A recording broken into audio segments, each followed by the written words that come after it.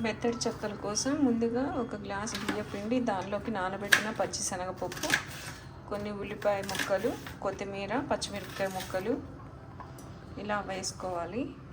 ఉప్పు కారం కూడా వేసుకోవాలి. తగినంత ఉప్పు, తగినంత కారం, అలాగే కొంచెం జీలకర్ర కూడా యాడ్ చేసుకోవాలి.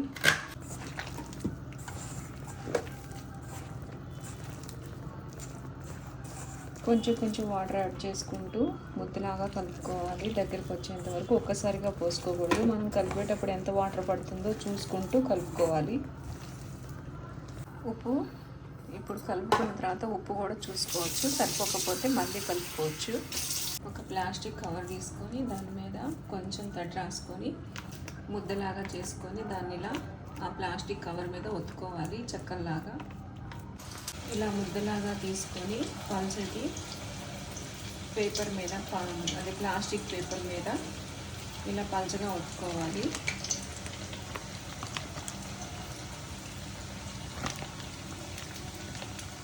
ఇలా బాగా కాగినటువంటి ఆయిల్లో వేసుకోవాలి. ఇవన్నీ కొంచెం ఎర్రగొచ్చేంత వరకు ఇలా కాల్చుకోవాలి.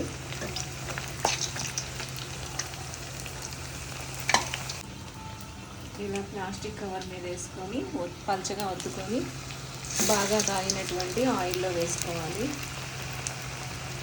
కొంచెం అప్పుడప్పుడు ఇలా వెనక పక్కకు కూడా తిప్పుకుంటూ ఉండాలి. ఆనియన్ కొంచెం ఎర్రబడేంత వరకు ఉంచుకొని తర్వాత తీసేయడమేను. మందంగా కూడా చేసుకోవచ్చు, పలుచగా కూడా చేసుకోవచ్చు, చాలా బాగుంటాయి. ఎర్రగా ఉడికిపోయాయండి ఆనియన్స్. ఇలా ఎర్రగా ఉడికిపోయే వెంటనే మనం ఇలా తీసేసుకోవచ్చు.